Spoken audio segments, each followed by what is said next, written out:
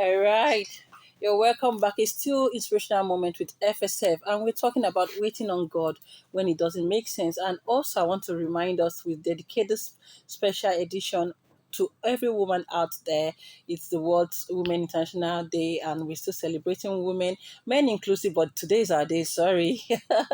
And for someone out there waiting on God on something, in fact, I think at every time in life, and in every sphere in life, every one of us has to wait on God on a particular thing. So today we've been talking about it, and that is going to give us his final thought on waiting on God when it doesn't make sense. Thank you. You see, in conclusion, what I would say to everyone that is listening, I want you to go home with is this: um, if you allow your prayer life go down, you are finished. Your education cannot uphold you. Hmm. Your confidence or your boldness will not uphold you. Sure. Because prayer is the only channel through revelation comes. That's it. Can you hear? Prayer is the only channel through which revelation comes. It says, call upon me and I will show you great and mighty things which thou knowest not. My going to the mountain was not because I love to go to the mountain. I went there because it's an environment that inspires you to pray. You are not distracted, you are focused. I'm not there looking for comfort of a home. I go there to buffet myself, to show my God that I truly want to know, not just you, that Paul said that I might know him.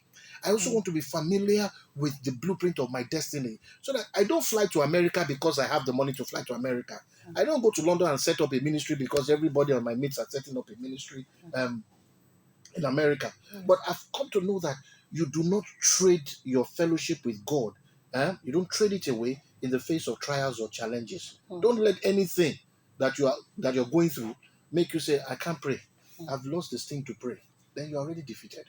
Because let me say this, and I want everybody to hold on to this. When the natural begins to get unnatural, the only other way out is the supernatural. When the natural begins to get unnatural, the only thing that can address it is the supernatural in God. And I'm very deliberate with that statement. Supernatural in God, not in Satan. Because the supernatural is a dual path. You have supernatural in God and you have supernatural in darkness or Satan. And so it is only the supernatural that can deal with the unnatural side of your natural. And so when things begin to happen unnaturally around you, you understand? Theocracy or textbook will not deal with it. Even I dare to say, the Bible will not deal with it. It is the writer of the Bible, the created, that can deal with everything unnatural in creation. He knows it. And so, don't trade away your communion with God. Leave it unbroken. Leave it sustained. Leave it fired up. Leave it alive. If you keep praying, 2 minutes here, 5 minutes there, 3 minutes in the day, It's 1 all minute there, adding up. it all adds up. One day it will become an incense that will trigger the attention of God when you least expect it. But keep bombarding and loading up the prayer. It's just going to your prayer bank. Exactly. Because one day you go there and withdraw it. Exactly. And God is not looking for professionalism in prayer. No, just speak from your heart.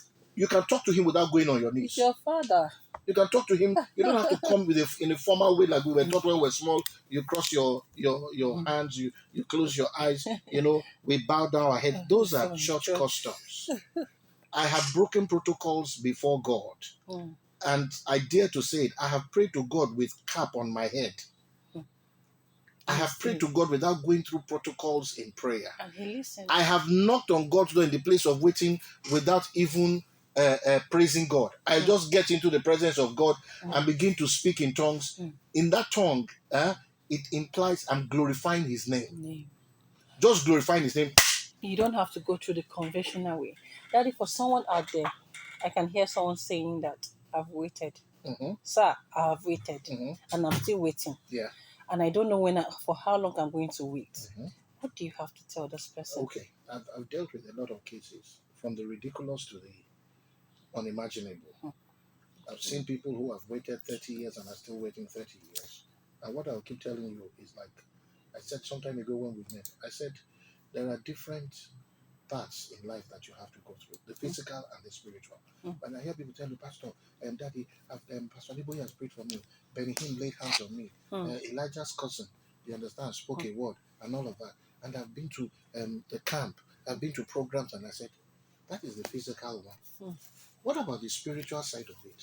Wow. Have you climbed the mountain of perseverance? Wow. That's a Have new you one. climbed the mountain of tolerance? Deep.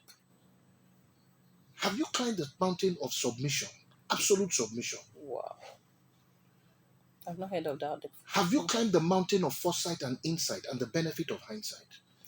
And 9 out of 10 times they all keep quiet. I say, Daddy, I never saw this side. I said, go back. Your waiting period has just started. Go back to the beginning again. And switch to long suffering if possible. Oh, wow. If you're able to wait it out in those areas, then your breakthrough has become shawarma. Wow.